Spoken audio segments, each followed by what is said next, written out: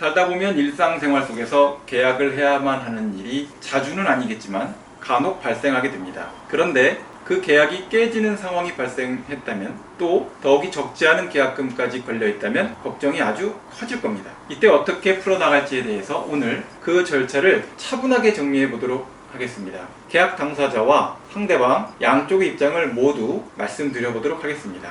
지금은 내가 이 입장에 서 있지만 언젠가는 내가 상대방의 입장이 될 수도 있기 때문입니다. 먼저 짚고 넘어가야 할 것이 있습니다. 계약금을 지급한 계약의 해제를 채무불이행으로 인한 계약 해제와 절대로 헷갈리셔서는 안 됩니다. 채무불이행은 말 그대로 계약 내용대로 이행을 하지 못한 것을 말합니다. 채무불이행으로 계약을 해제하는 경우를 좀 더 상세히 설명해 보자면, 일방 당사자 또는 쌍방 당사자가 계약의 주요 의무를 이행하지 않아서 법률의 규정에 따라서 계약을 해제하게 되는 경우를 말합니다. 좀 더 알기 쉽게 구분을 해보면, 계약금을 지급한 계약의 해제는 계약에 있어서 계약금이 오고 간 것에 대한 해제이고, 채무불이행으로 인한 계약을 해제하는 것은 계약에 명시된 쌍방 간의 약속을 지켰느냐 안 지켰느냐를 따져서 계약을 해제하는 것을 말한다는 것입니다. 따라서 계약금 해제와는 엄연히 채무불이행에 의한 해제가 다르다는 것을 아셔야 됩니다. 계약금 해제는 거래 당사자가 자신의 의무를 이행했느냐 하지 않았느냐는 상관이 없습니다. 계약금 해제는 채무불이행에 해당하는 것이 있던 없던 계약을 해제시킬 수 있는 그러한 권리입니다. 상대방이 잘못을 하지 않아도 내가 원할 때 계약을 해제할 수 있는 권리라는 의미입니다. 계약금 해제는 당사자 사이의 합의, 계약 또는 계약금 지급 행위 그 자체에 의해서 계약 해제권을 발생시킵니다. 자, 이제부터는 계약금 해제의 요건에 대해서 구체적으로 알아보도록 하겠습니다.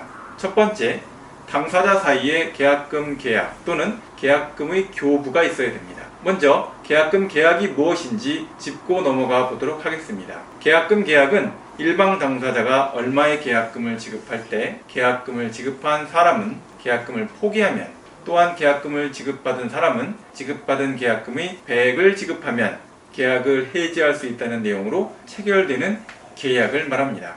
일반적으로 매매 계약의 경우 계약 당시에 당사자 일방이 계약금 또는 보증금, 증거금 등의 명목으로 돈을 지급하였다면 그 금액을 해약금으로 간주하고 계약 해지에 대한 권리가 발생했다라고 봅니다. 민법은 제565조 제1항에서 매매의 당사자 일방이 계약 당시에 금전, 기타 물건을 계약금, 보증금 등의 명목으로 상대방에게 교부한 때에는 당사자 간에 다른 약정이 없다면 당사자 일방이 이행에 착수할 때까지 교부자는 이를 포기하고 수령자는 그 배액을 상환하여 매매계약을 해지할 수 있다라고 규정하고 있습니다. 자, 이어서 두 번째로 해제권 행사 방법에 대해서 말씀드리도록 하겠습니다.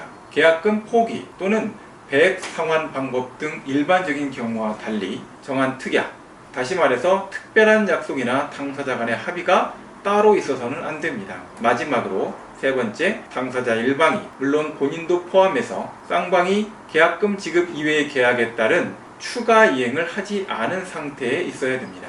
만약 중도금을 지급하는 등 계약금 지급 외에 채무 이행 행위를 누구라도 했다면 계약금 해제는 할 수 없게 됩니다. 계약금 해제는 오직 계약 단계에서 오고 간 돈에 대해서 해당되는 계약 해제권이기 때문입니다. 지금까지 계약금을 지급한 계약 해제의 사유에 대해서 그 과정과 성립에 대해 말씀드렸습니다. 저는 법무법인 법승의 이승우 변호사였습니다. 감사합니다.